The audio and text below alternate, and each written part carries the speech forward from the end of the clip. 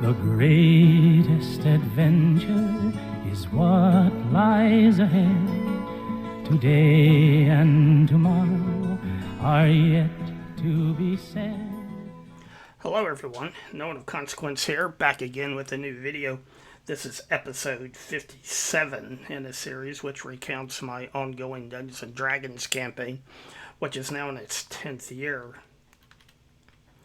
So as always, spoiler alert, in this video I will be revealing details found in this adventure module. And as a reminder, this is the current composition of the adventuring party. And as you can see, the party magic user, Thoril, is still missing. And also missing is Varys's guard dog, Spuds Mackenzie. So where we left off last time, the characters had decided that they had explored everything on level 2, and so they went back down. They went back to the stairs leading down to level 3. They were pretty certain that Thoril and Spuds Mackenzie were both down there somewhere, and they hoped to find them still alive. At the bottom of the stairs, the characters encountered a set of double doors. As always, they were fire giant size, but since they have the Titan along, he was able to easily open the doors.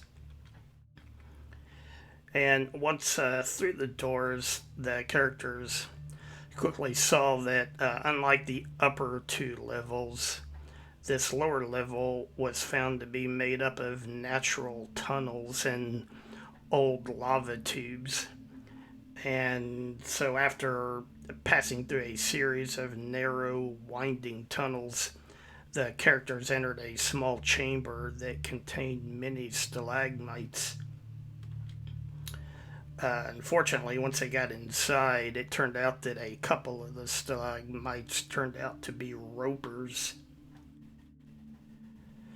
Obrak was quickly ensnared in the tentacles of one of the ropers and was pulled in towards the monster's tooth-filled mouth.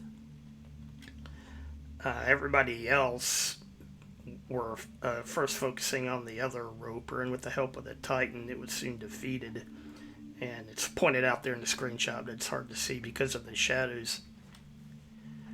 Meanwhile, though, Obrak had been suffering from several bite attacks from that roper and was getting low on hit points, which you can see pointed out here. And Aramis focused on trying to pull Obrak free, while the rest of the characters focused their attention on attacking the monster itself. Aramis was finally able to pull Obrak free, but then it just immediately turned its attention to Varys because he had that flaming sword. And Varys was bitten by it as well, but the other characters were attacking it, and soon it was defeated. A short time later, the party entered a large cavern with a shallow stream of water flowing through it. And soon a side cavern became visible, which they could see contained softly glowing mushrooms. Varys and Aramis decided to enter the side cavern, but were almost immediately attacked by fire beetles. Niobe ran in to try to help them fight the fire beetles, but she promptly fumbled her attack roll and ended up hitting herself with her own mace. By now, Varys was just being swarmed by the fire beetles, including one that dropped from the ceiling and landed on his head. So Varys finally decided he had had enough and ran out of the cavern, as did Niobe. This made Aramis the next closest target, so the fire beetles began to swarm him. So, with this going on, Aramis finally decided to run out of the cavern as well. Gorbadoc, meanwhile, was still perched high upon the Titan's shoulder, and he tried to throw an oil flask down onto the cluster of fire beetles. Unfortunately, he fumbled his attack roll and ended up almost falling off of the Titan's shoulder and down onto the ground.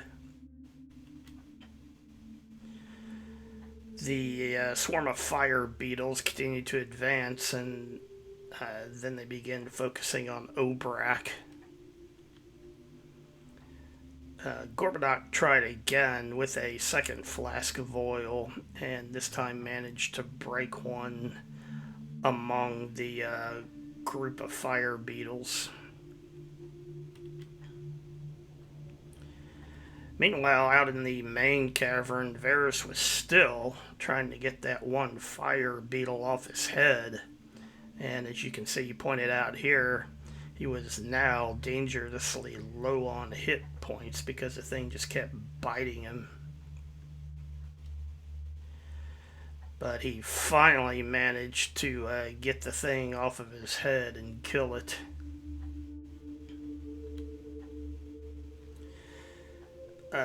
So the characters decided they had had enough of the fire beetles and didn't want to try to go back into that side cavern.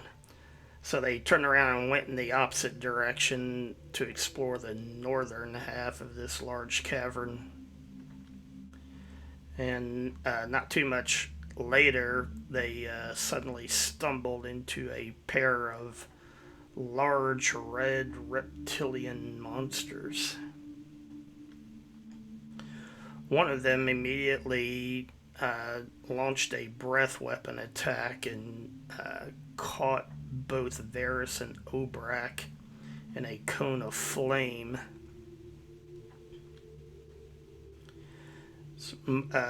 Several of the characters moved in to help fight the monsters, but they were also careful to spread out to help keep from multiple of them getting caught up in a breath weapon attack. But despite their precautions, Niobe was hit by a breath weapon attack. And then right after that, Aramis received one as well.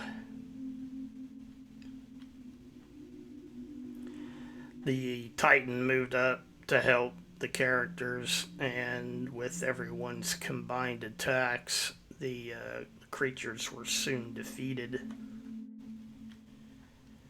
At the far end of this cavern, the party found a nest, which these red lizards had been guarding, and it contained 3 eggs. But no one could agree over what to do about them, so in the end the characters just left them alone. So returning back to the narrow, twisting caverns, the character suddenly stumbled onto a hellhound, and Varys just happened to be leading the way and was immediately hit with the creature's breath weapon.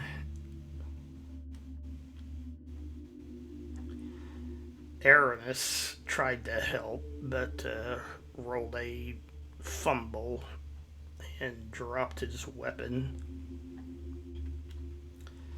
And then the Titan rolled a fumble as well and dropped his weapon.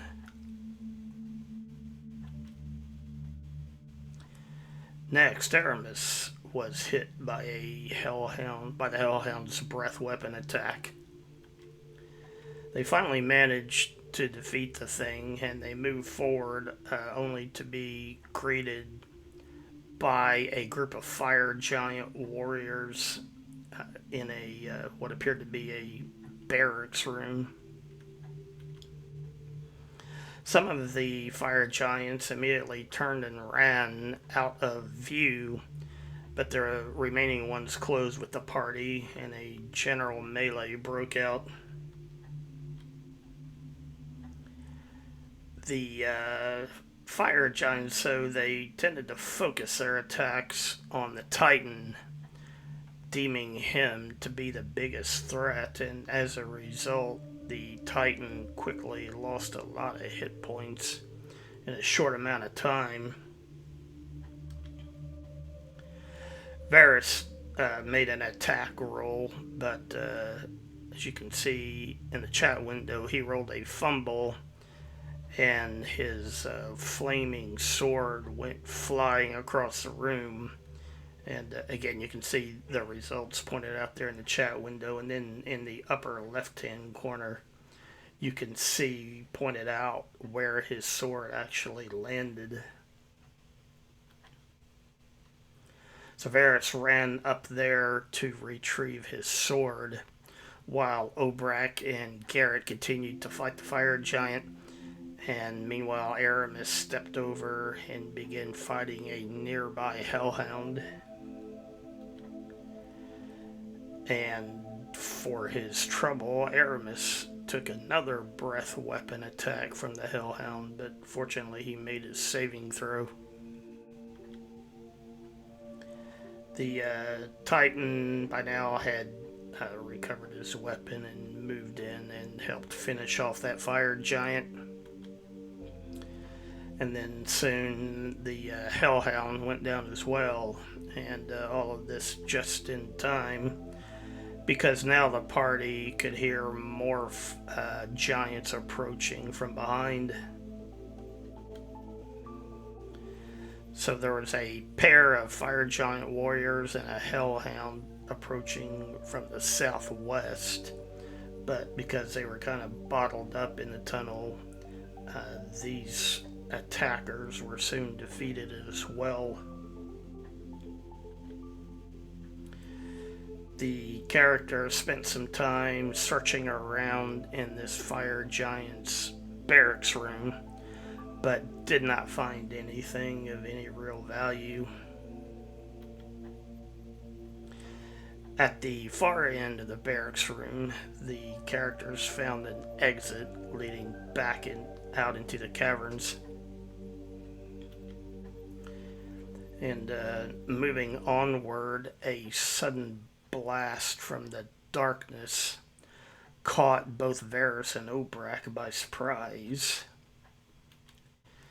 And after a couple of saving throws, Obrak failed his roll and was suddenly turned to stone. Alright, well that's all I have for this video. Thanks for watching. If you enjoyed the video, please hit the like button. If you can, leave a comment. Let me know what you think. If you haven't yet, please subscribe to the channel. Share the video if you can. And anything you can do to help support the channel, I appreciate it. Thanks again. Bye for now. The greatest adventure is what